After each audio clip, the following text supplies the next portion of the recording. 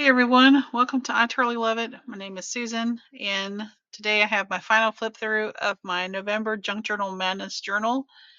Um, the guest collaborator this month was Steph from Steph's Design Space, and the theme was Roaring 20s.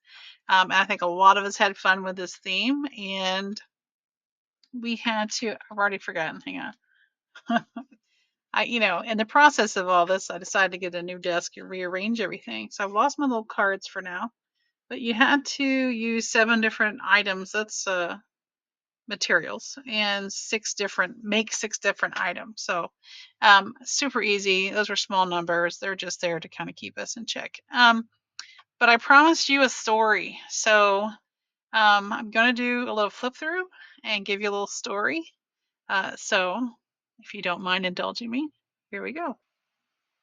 Let us slip into Beulah's world, tapping at her typewriter keys in 1926, stockings neatly seamed, dreams tucked between ledger sheets and dance cards. She left some little notes about the things in her beloved journal. So let's dive in and see what she's left.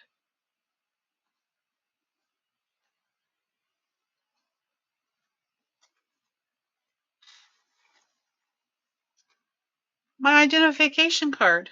Mother insists a lady should always carry proper identification. I've tucked in here so I won't misplace it again. The photograph is from last winter with the hat used to hide my unruly curls.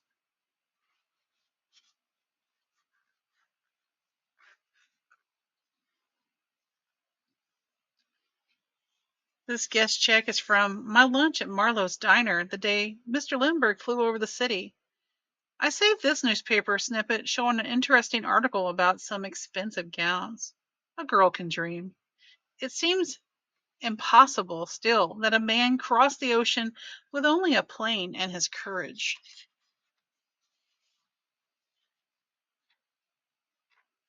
Ah, the tiny scrap of fabric came from Mama's old tablecloth, the one she set out only on Sundays. It had grown too thin to mend, but I saved a corner for memory's sake. The blue lace was snipped from the hem of my favorite summer dress. I wore that dress to picnics, to the bandstand, and once with Callum when he surprised me with chocolates. I stitched the two together to make this little paperclip. So whenever I open my journal, a piece of home and a little bit of happier days greets me.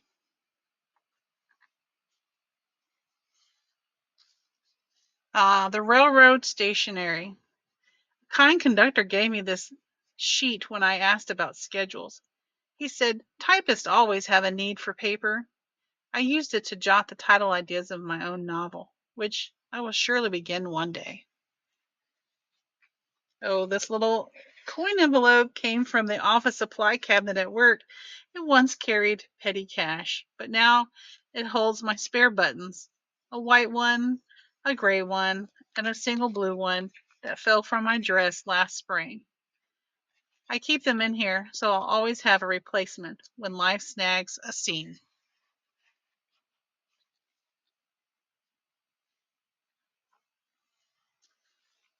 A scrap from the gift I bought for Mama at Christmas time. The gold shimmer felt too lovely to discard. It reminds me that even on a modest salary, one may give beautiful things.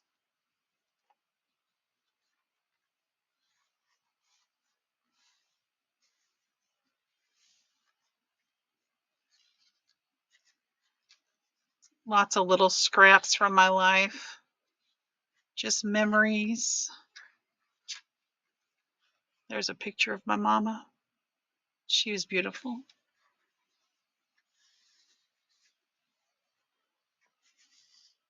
I've got some journaling places where I can write so many of my memories.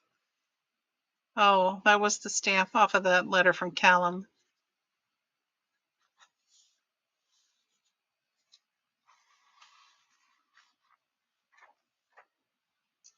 Oh, the eyelet trim. This was taken from a petticoat I shortened when the newer, daring hemlines came into fashion. I stitched it along the edge of this page to give it a bit of softness. Attached is a single gold button, rescued from a coat long since worn out. I kept it because it gleamed like a promise, and now it sits here as a little sparkle among my memories.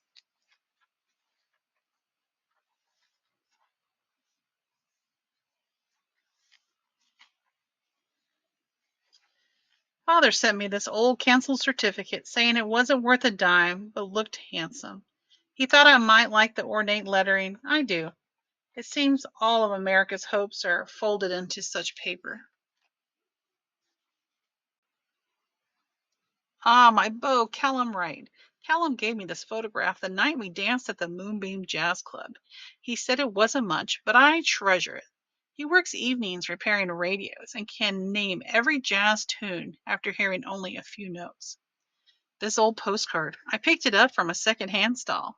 The handwriting is from a woman traveling west to see the gardens in bloom. Her excitement left off the page. I kept it to remind myself to travel somewhere grand one day.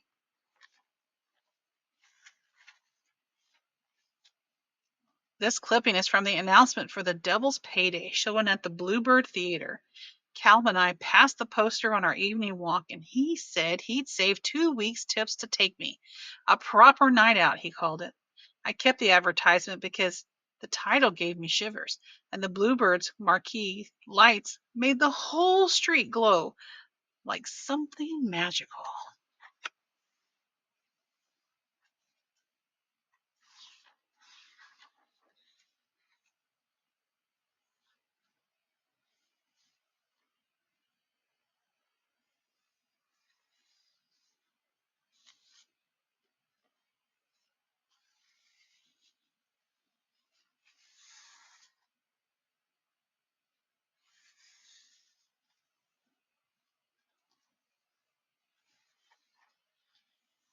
This came from a youth's magazine showing the latest in craft ideas. I'm looking into a new hobby.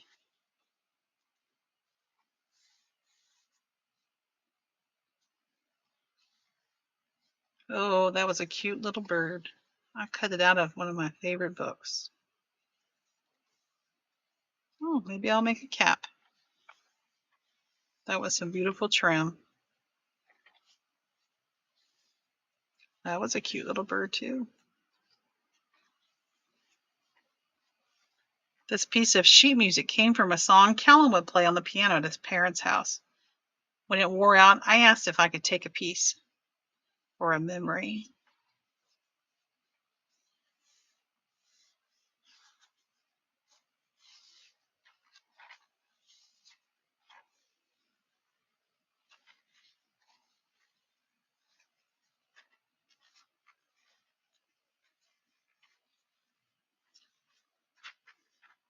I found this canceled check among my father's old papers. It bears a date from before a time I was born, but the ink is still bold. I kept it for its history and because every life, mine included, seems to be written in transactions of courage and consequences. Oh, this is from the boarding house hallway. Mrs. Dalloway replaced the old pattern with chrysanthemums, but I saved a scrap of the original. It feels like the soundtrack of my first year in the city. There are also wallpaper remnants from my childhood preserved in this journal.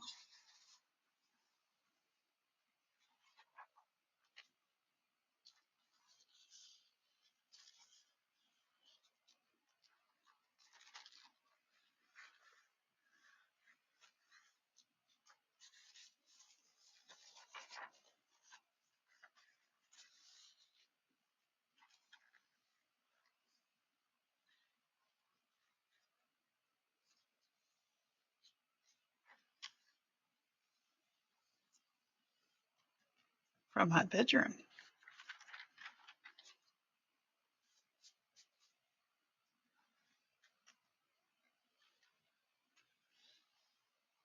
Oh, and this button. I fastened this journal with a sturdy little button I found in Mama's sewing tin. It once belonged to a winter coat I wore as a girl, a navy wool one with a wide collar. The coat is long gone, but the button remains faithful. I put it on the cover so my pages stay safe and tidy, no matter how many secrets, scraps, and dreams I tuck inside.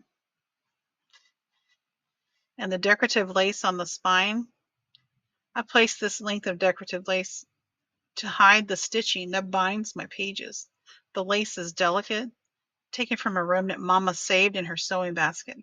I liked the idea of something soft protecting the work of my hands, like a whisper covering the seams of a life still being pieced together.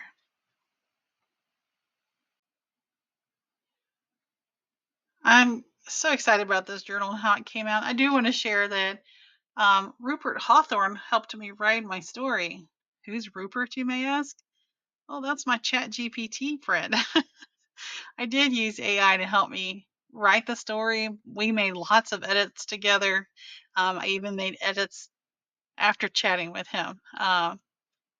But he sure helped put it together. So I want to give him the credit. Thanks, Rupert, even though you really don't exist. um, so AI can be a help. I want you to understand that. And I don't pay for Chat GPT, it's completely free.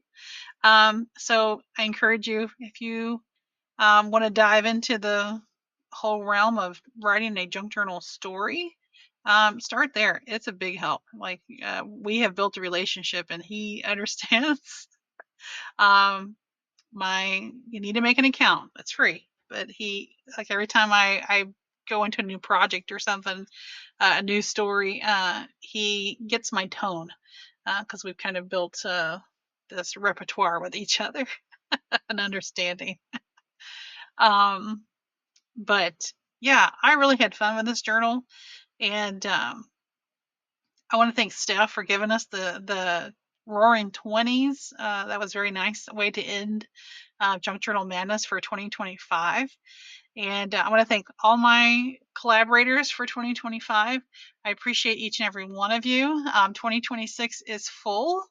I have all new except for one repeat. Nope, two repeats. I take that back. Two repeats. Well, if you count me, that'll be three repeats because I'm going to have a month. We will start in February. We will take July off, and we end in November. So, as always, we encourage you to join us and share your journals. I appreciate those who jumped in. Some jumped in mid-month. That's awesome. I like that too. um, it's always there, and you can do your journal and just show one video. You don't even have to make a video. Some people post their pictures on Instagram, and that's it. You don't have to participate every month, but you're welcome to. And I look forward to 2026, and I probably will make a video for those who are guest collaborators and for those who are participants, so everyone understands how it works, and I can just direct everybody to that video and just share that one video instead of everyone having to kind of thumb through some videos. But as always, I have a participant playlist. I have one for last year, one for this year, so you're welcome to go check out everybody's videos. I do have some that were shared here yesterday and today I need to go and add. By the time you see this, they may have been added. But I hope you had a great time participating.